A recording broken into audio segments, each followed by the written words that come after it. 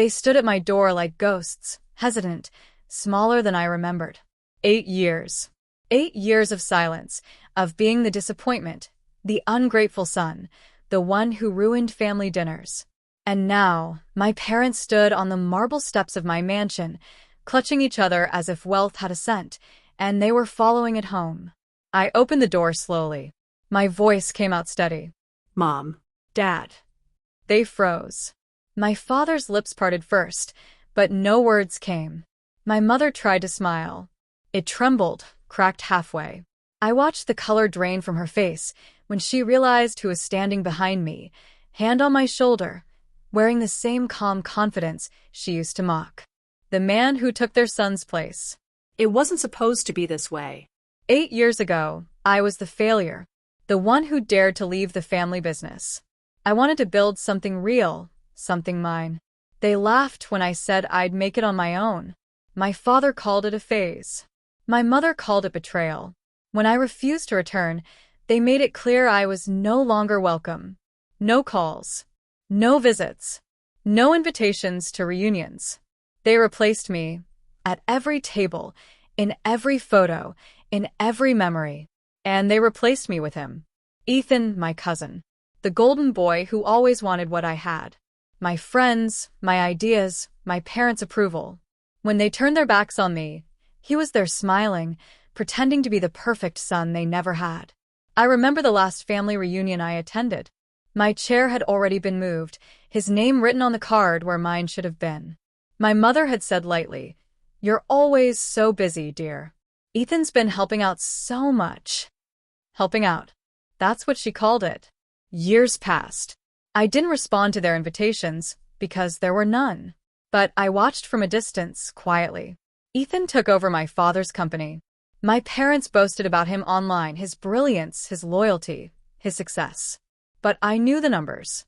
I knew how he cut corners, how he charmed investors with smoke and mirrors. While he posed for photographs, I built my own empire, silent, ruthless, efficient.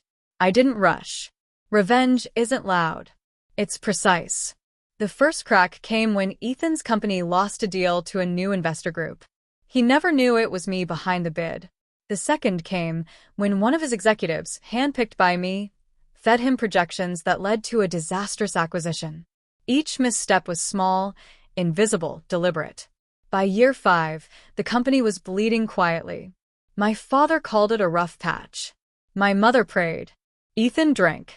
I waited until everything was nearly gone, until my father was forced to sell what remained to cover the debts Ethan created. The buyer's name was hidden under layers of subsidiaries. Mine. And then, a week ago, they came home to find a letter waiting on their doorstep, an invitation. Not to a reunion, to a celebration. My celebration. I knew they'd come. Pride may be loud, but desperation always whispers louder. Now here they stood, surrounded by marble floors, high ceilings, and everything they once said I'd never have. My father's voice finally broke the silence. "Son, we didn't. You made it." I finished for him. "No, you didn't." Ethan stepped forward from behind them, face pale, hands trembling. "You bought the company," he said quietly. You ruined me." I looked at him, really looked. The tailored suit he used to flaunt was wrinkled now. His eyes, once smug, were hollow. "I didn't ruin you," I said. "You did that when you took what wasn't yours." He swallowed hard. My parents said nothing. Maybe they finally realized this wasn't luck. This was consequence. I motioned toward the grand hallway behind me. "Welcome to the home you built your pride upon. Every brick of it, every inch of marble, came from the empire you handed me on a silver platter." My mother whispered, "Why, son? We're family." That word tasted foreign. Family? I stepped closer. Family doesn't exile their own. Family doesn't erase their son from every photo, every story, every table. You replaced me, remember? No one spoke. Even the air seemed to hold its breath. Ethan's voice cracked. "You planned this all along?" I smiled. "Not all along. Only since the night you toasted to my absence." They left soon after. No tears. No apologies that mattered. Just the sound of retreat, of shoes on marble, of pride shattering quietly against the door I closed behind them. I walked back to the window, looking out at the city lights. My city now. For years, I thought revenge would feel like victory. But it didn't. It felt like silence, heavy, final, complete.